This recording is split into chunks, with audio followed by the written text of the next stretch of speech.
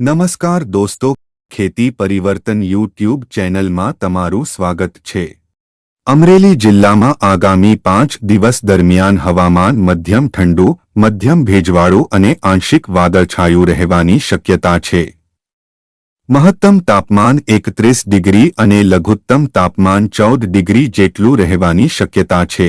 03 અને 04 ફેબ્રુઆરીના રોજ ધુમ્મસ આવવાની શક્યતા નહિવત્ છે।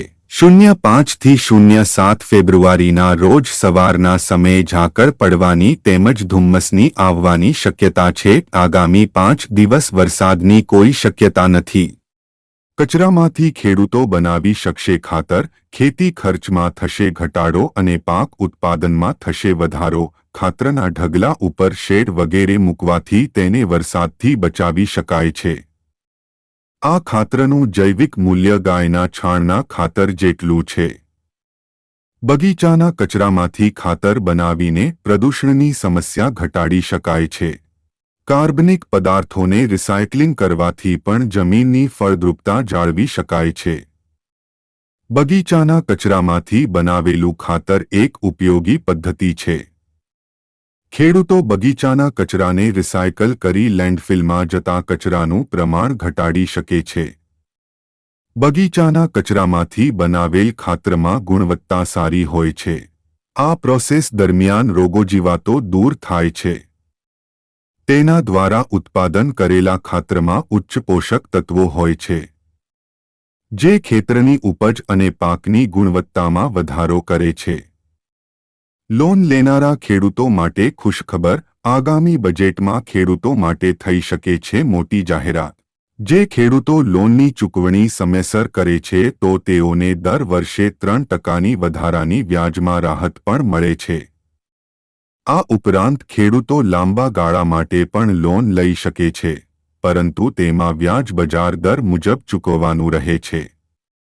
આગામી નાણાકીય વર્ષ માટે કૃષિ લોનનો ટાર્ગેટ વધીને 22 થી 25 લાખ કરોડ રૂપિયા થઈ શકે છે। ચાલુ નાણાકીય વર્ષ માટે સરકારનો કૃષિ લોનનો લક્ષ્યાંક 20 લાખ કરોડ રૂપિયા છે। હાલ કેન્દ્ર સરકાર દ્વારા તમામ નાણાકીય સંસ્થાઓ માટે 3 લાખ રૂપિયા સુધીની ટૂંકા ગાળાની કૃષિ લોન પર 2% વ્યાજની છૂટ આપે છે। તેથી ખેડૂતોને વાર્ષિક 7%ના રાહત દરે 3 લાખ સુધીની લોન મળે છે। ખેડૂતોને વીજળી માટે વધુ સંસાધનો મળી રહ્યા છે। આમાંથી એક સોલાર પંપ છે, જેના દ્વારા ઇલેક્ટ્રિકલ કામ ખૂબ જ સરળતાથી થાય છે અને સિંચાઈ સરળતાથી થાય છે। ભારત સરકાર ખેડૂતોને સોલાર પંપ માટે પ્રોત્સાહન પણ આપી રહી છે। તેની સાથે જ તેના પર સબસિડી પણ આપવામાં આવી રહી છે। ગૂગલની નવી ટેકનોલોજી, તમે ટેક્સ્ટ લખીને બનાવી શકશો વિડિયો। જાણો કેવી રીતે ગૂગલે હાલમાં જ એક નવી ટેકનોલોજી લોન્ચ કરી છે જેની મદદથી તમે ટેક્સ્ટ લખીને વિડિયો બનાવી શકો છો। આ ટેકનોલોજીનું નામ લ્યુમિયર છે। લ્યુમિયર એ એક text two video generation model છે, જે એક જ પાસમાં વિડિયોના સમગ્ર ટેમ્પોરલ સ્પેન ફ્રેમ દ્વારા સમગ્ર વિડિયો બનાવે છે। આ ટેકનોલોજીનો ઉપયોગ કરીને તમે કોઈપણ વિષય પર વિડિયો બનાવી શકો છો, પછી તે સ્ટોરી હોય, ડાયરેક્ટેડ વિડિયો હોય કે મનોરંજન વિડિયો હોય। ચાર્જ કર્યા વગર 50 વર્ષ ચાલશે ન્યુક્લિયર બેટરી। જાણો મોબાઈલથી લઈને ડ્રોન સુધી કેટલી થશે ઉપયોગી। બેટરી બનાવનારી કંપનીનું કહેવું છે કે આ બેટરી એકદમ અલગ છે। તેને ન તો સતત ચાર્જિંગની જરૂર પડશે કે ન જાળવણીની। આ બેટરી ન્યુક્લિયર એનર્જી પર ચાલે છે। આનો ઉપયોગ ડ્રોન અને ફોન સહિત અનેક પ્રકારના સાધનો માટે થઈ શકે છે। એક્સ-રે રેડિયેશન સિસ્ટમ બાદ હવે ચીને ખાસ પ્રકારની બેટરી તૈયાર કરી છે।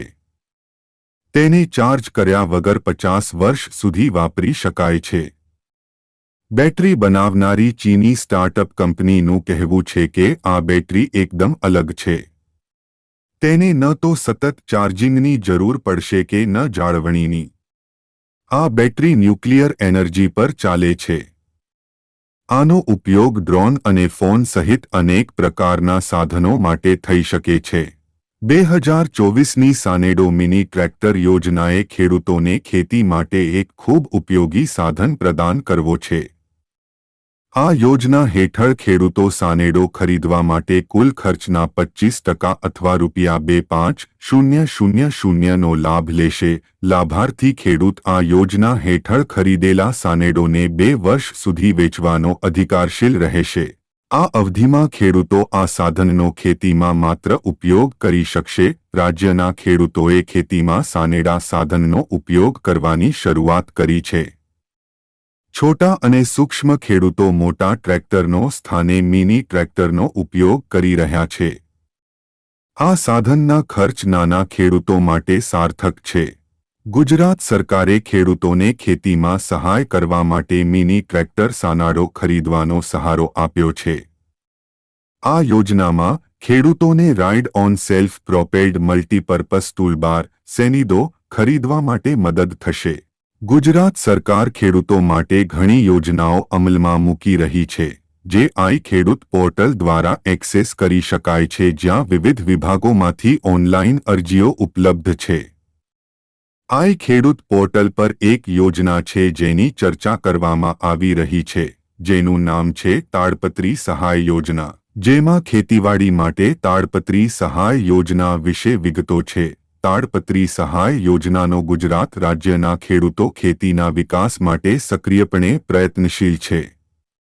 કૃષિ સહકાર વિભાગે ઈ-ખેડૂત પોર્ટલ રજૂ કર્યું છે, જેના દ્વારા ખેડૂતો ઘરે બેઠા ઓનલાઈન અરજી કરીને વિવિધ કૃષિ યોજનાઓનો લાભ મેળવી શકે છે। રાજ્યમાં નાના, સીમાંત અને મોટા ખેડૂતો માટે નાણાકીય સહાય અત્યંત જરૂરી છે। ખેડૂતોને તેમના પાકના ઉત્પાદનમાં થ્રેશર જેવા વિવિધ સાધનોની જરૂર પડે છે। તેથી આ જરૂરિયાતોને પહોંચી વળવા માટે તેમને સીધી સહાય, ખાસ કરીને થ્રેશર સહાય યોજના દ્વારા જરૂરી છે। અત્યારે વર્તમાન સમયમાં આપણા સમગ્ર દેશ અને ગુજરાત રાજ્યમાં કૃષિ ક્ષેત્રમાં ટેકનોલોજીની સેવાઓ વધી રહી છે। ખેડૂતો આઈટી ટેકનોલોજીનો ઉપયોગ કરી સારી એવી ખેતી કરી રહ્યા છે અને નવી નવી તકનીકો ધરાવતા સાધનોનો ઉપયોગ કરી રહ્યા છે। અત્યારે વર્તમાન સમયમાં દરેક જગ્યાએ સ્માર્ટફોનનો વપરાશ વધી રહ્યો છે। તેને જોતા રાજ્યના ખેડૂતો માટે કૃષિ વિભાગ દ્વારા સ્માર્ટફોન સહાય યોજના શરૂ કરવામાં આવેલ છે। દોસ્તો, સ્માર્ટફોન સહાય યોજનામાં મળતા લાભની વાત કરીએ તો આ યોજનામાં પહેલા 10% સહાય મળતી હતી, હવે 40% મળશે। આ યોજના દ્વારા ખેડૂતને સ્માર્ટફોન ખરીદવા પર ₹15,000ની સહાય મળશે। ખેડૂતને આ યોજનામાં સ્માર્ટફોન ખરીદવા પર તેની કિંમતના 40% અથવા ₹6,000 બેમાંથી જે ઓછું હોય તેની સહાય આપવામાં આવશે। જો કોઈ ખેડૂત ₹8,000ની કિંમતમાં સ્માર્ટફોન ખરીદે તો તેને 40% એટલે કે ₹3,200ની સહાય આપવામાં આવશે। તો દોસ્તો, આવા જ વિડિયો જોવા માટે નીચે આપેલું લાલ રંગનું સબસ્ક્રાઇબનું બટન દબાવી આ ચેનલમાં જોડાઈ જાવ, જેથી તમને આવી જાણકારી મળતી રહે।